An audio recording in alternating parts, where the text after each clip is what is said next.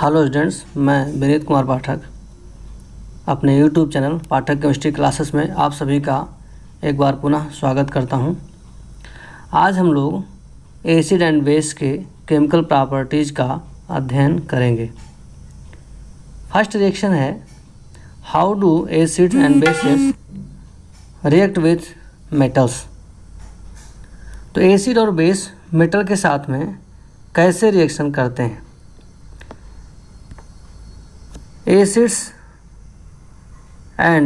Acids when react with metals, then they give rise salt and hydrogen gas। कोई भी acid जब metal के साथ रिएक्शन करता है तो साल्ट बनता है और हाइड्रोजन गैस बनता है। एग्जाम्पल के तौर पर अगर हम HCl का रिएक्शन सोडियम मेटल के साथ कराते हैं तो NaCl बनता है प्लस हाफ H2 गैस बनता है। तो कोई भी मेटल जब एसिड के साथ रिएक्शन करता है तो साल्ट और हाइड्रोजन गैस बनता है। मेटल और बेस का भी रिएक्शन होता है। Metal when react with bases then they also form salt and hydrogen gas. इसका एग्जाम्पल है सोडियम हाइड्रोक्साइड जिंक मेटल के साथ रिएक्शन करता है तो सोडियम जिंकेट और हाइड्रोजन गैस प्रोड्यूस होती है। अब हम नेक्स्ट रिएक्शन की बात करेंगे। How do metal carbonate and metal hydrogen carbonate react with acids. Metal carbonate और मेटल हाइड्रोजन कार्बोनेट का एसिड के साथ क्या रिएक्शन होता है। यहाँ आप देख सकते हैं सोडियम कार्बोनेट मेटल कार्बोनेट है और इसका एसिड के साथ जब रिएक्शन होता है तो प्रोडक्ट होता है साल्ट, वाटर एंड CO2। इसका मतलब हो गया जब कोई मेटल कार्बोनेट किसी एसिड के साथ रिएक्शन करता है तो साल्ट, वाटर एंड CO2 का फॉर्मेशन होता है। ऐसे ही जब कोई मेटल हाइड्रोजन कार्बोनेट जिसे हम मेटल बाइकार्बोनेट भी कहते हैं अगर वो एसिड के साथ रिएक्शन करता है तो साल्ट, वाटर एंड CO2 बनता है। इसका मतलब हुआ मेटल कार्बोनेट और मेटल हाइड्रोजन कार्बोनेट जिसे हम मेटल बाइकार्बोनेट कहते हैं अगर इनका रिएक्शन किसी एसिड के साथ कराया जाए तो salt, water and CO2 gas का फॉर्मेशन होता है। जो गैस इवाल्व हो रही है वो CO2 ही है। ये जानने के लिए हमें उस गैस को लाइम वाटर में पास करना होता है। अब जो CO2 गैस प्रोड्यूस हुई उस CO2 गैस को अगर हम लाइम वाटर में पास करते हैं जिसका फार्मूला CaOH का होल ट्वाइस कैल्शियम हाइड्रोक्साइड है तो हमें मिल्की कलर सॉल्यूशन मिलता है। मिल्की कलर सॉल्यूशन इसलिए मिलता है क्योंकि इसमें कैल्शियम कार्बोनेट वाइट कलर का प्रोडक्ट बनता है जो वाटर में मिक्सअप होता है। इस वजह से हमको मिल्की कलर सॉल्यूशन मिलता है। अब अगर हम इसी मिल्की कलर सॉल्यूशन में और ज़्यादा CO2 गैस पास कर दें, CO2 गैस अगर हम एक्सेस अमाउंट में पास कर दें तो फिर से वो कलरलेस हो जाता है। कलरलेस इसलिए हो जाता है क्योंकि अब मेटल कार्बोनेट कन्वर्ट हो जाता है मेटल बाइकार्बोनेट में। जो कैल्शियम कार्बोनेट वाइट कलर का सब्सटेंस बनता था वो अब कैल्शियम बाइकार्बोनेट में कन्वर्ट हो जाएगा जो कि वाटर में सॉल्युबल है और सॉल्यूशन आपको कलरलेस मिलेगा। अब हम कह सकते हैं अगर कोई गैस CO2 है तो उसे लाइम वाटर में पास करने पर हमको मिल्की कलर सॉल्यूशन मिलेगा। अब और हम access of CO2 gas pass करते हैं तो वो मिल्की कलर सॉल्यूशन कलरलेस हो जाता है। और इस प्रकार से आप इन दोनों सॉल्यूशंस इस प्रकार से आप CO2 को आइडेंटिफाई कर सकते हैं। अब हम बात करते हैं कुछ और बातों का। Limestone, chalk and marble are different form of calcium carbonate. All metal carbonates and metal hydrogen carbonate react with acids to give rise corresponding salt, carbon dioxide and water. Thus the reaction can be summarized as metal carbonate or metal hydrogen carbonate plus acid give rise salt, CO2 and water. Next reaction है how do acid and bases react with each other. हमको पता है acid और base जब आपस में reaction करते हैं तो इस रिएक्शन का नाम होता है neutralisation reaction. NaOH plus HCl give rise salt and water. Acid plus base give rise salt and water, and this type of reaction is called neutralisation reaction. Base plus acid give rise salt and water. This is the general formula of reaction of acid and bases. Here you can see hydrochloric acid, sodium hydroxide, acid and bases react with each other, give rise salt and water. Reactions of metal oxide with acids. Metal oxides. Generally, reaction between metal oxide and an acid can be written as metal oxide plus acid give rise salt and water. Metal के oxide basic character के होते हैं, इसलिए जब acid के साथ reaction करते हैं तो रिएक्शन एसिड और बेस के रिएक्शन की तरह होता है और आपका प्रोडक्ट होता है साल्ट एंड वाटर। इस प्रकार से आप लिख सकते हैं। अब इसमें कोई भी रिएक्शन लिख सकते हैं। मेटल ऑक्साइड का एग्जांपल ले सकते हैं सोडियम ऑक्साइड, एसिड का एग्जांपल ले सकते हैं H2SO4, आपका प्रोडक्ट होगा Na2SO4 जो कि साल्ट है प्लस H2O वाटर। नेक्स्ट हम बात करेंगे reaction of non-metallic oxide with bases. Non-metal oxides, they are working as acidic oxide. जैसे मेटल के ऑक्साइड जैसे बेसिक नेचर के होते हैं, ऐसे ही नॉन मेटल के ऑक्साइड एसिडिक नेचर के होते हैं। अब एसिडिक करेक्टर का non metal oxide and copper vessel. Answer इसका है curd and other source substances contains acid. Therefore, when they are kept in the brass and copper vessel, the metal react with acid to liberate hydrogen gas and harmful product, thereby spoiling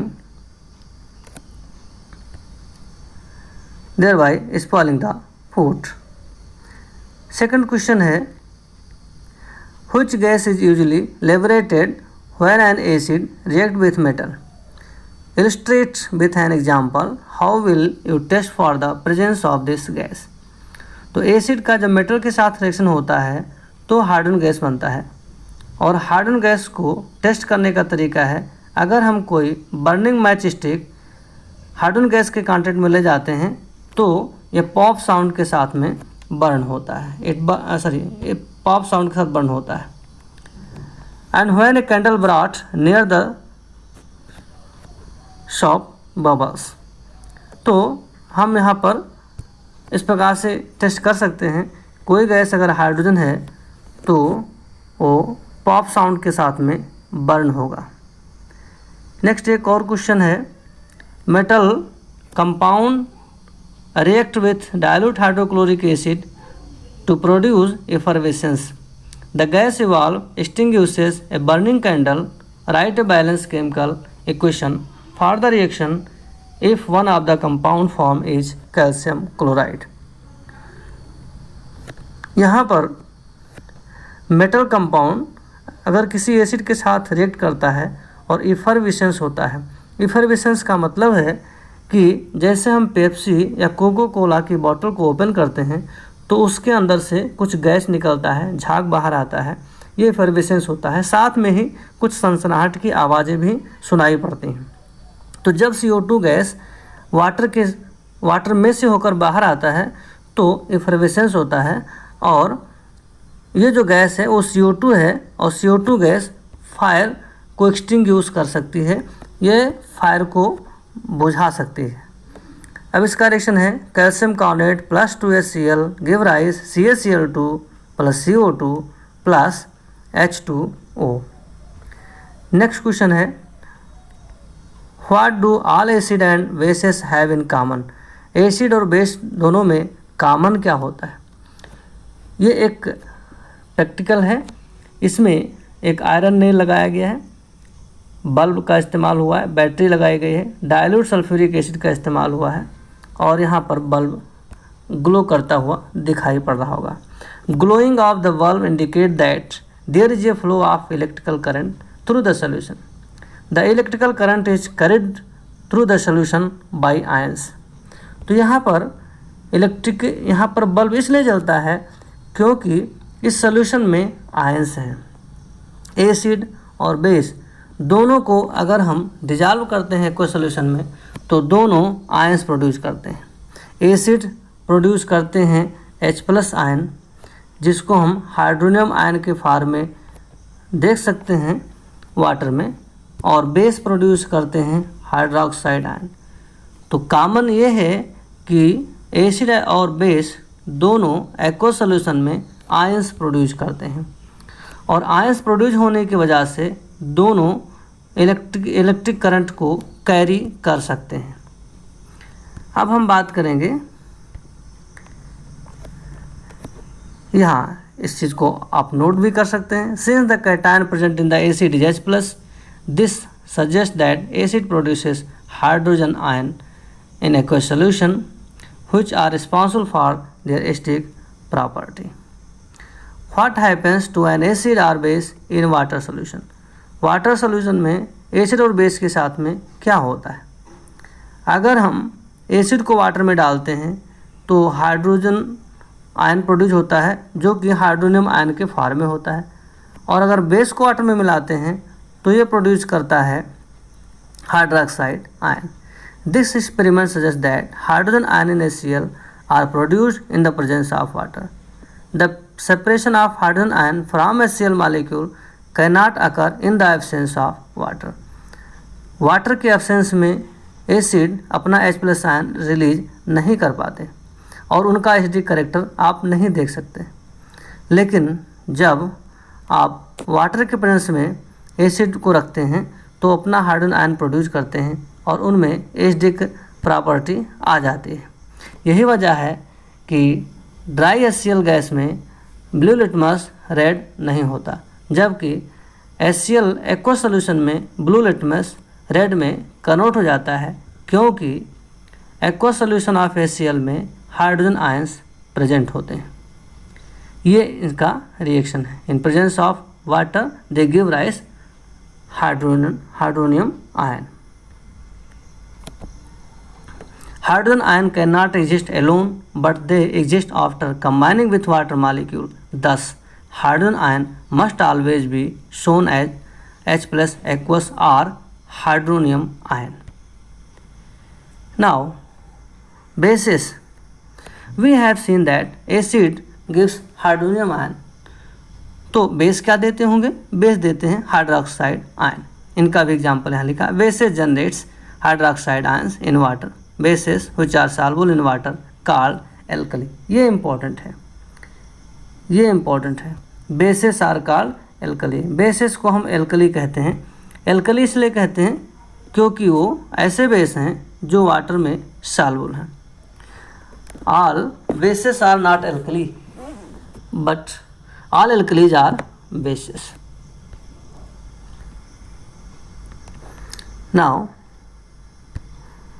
Now acid plus base give rise salt and water. Now as we have identified that all acids generate H+ ion in aqueous solution and all bases generate OH- ion in aqueous solution, we can view the neutralization reaction in this way. अब हम इस प्रकार से neutralisation reaction को लिख सकते हैं। All bases do not dissolve in water, therefore all bases are not alkali, only those bases which are able to dissolve in water to give rise their hydroxide solution they are alkalis.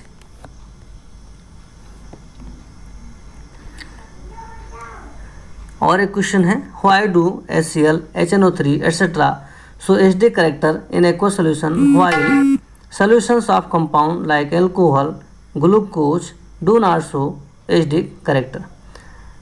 Alcohol और glucose में HD character नहीं होता, जबकि उन दोनों के structure में OH present है। ग्लूकोज में भी OH होता है और अल्कोहल में भी OH होता है, फिर भी वो HD करेक्टर शो नहीं करते। और जबकि H2SO4 इसके स्ट्रक्चर में OH है और वो HD करेक्टर शो करता है। उसका कारण एक ही है, केवल वे सब्सटेंस जो एक्वस सॉल्यूशन में H+ आयन प्रोड्यूस करते हैं वे ही एसिड कहलाते हैं। यही वजह है अल्कोहल और ग्लूकोज को हम एसिड नहीं कहते, क्योंकि वे H+ आयन रिलीज नहीं करते। Aqueous solution of glucose and alcohol contains hydrogen. These cannot dissociate in the water to form hydrogen ion. On the other hand, HCl and HNO3 are able to produce H+ ion in the aqueous solution. Why does an aqueous solution of an acid conduct electricity? किसी भी acid का aqueous solution electricity क्यों conduct करता है? उसका reason है they conduct electricity because they produces ions in their aqueous solution. Next question है, why does dry HCl gas not change the color of the dry litmus paper? Dry HCl gas litmus paper के colour को change नहीं कर पाता। Dry HCl gas में blue litmus red में convert नहीं होता, जबकि वेट HCl में ब्लू लिटमस रेड में कन्वर्ट हो जाता है। उसका रीजन है dry HCl gas not able to release H+ ion, therefore they not show HD character and litmus not show the change in their colour.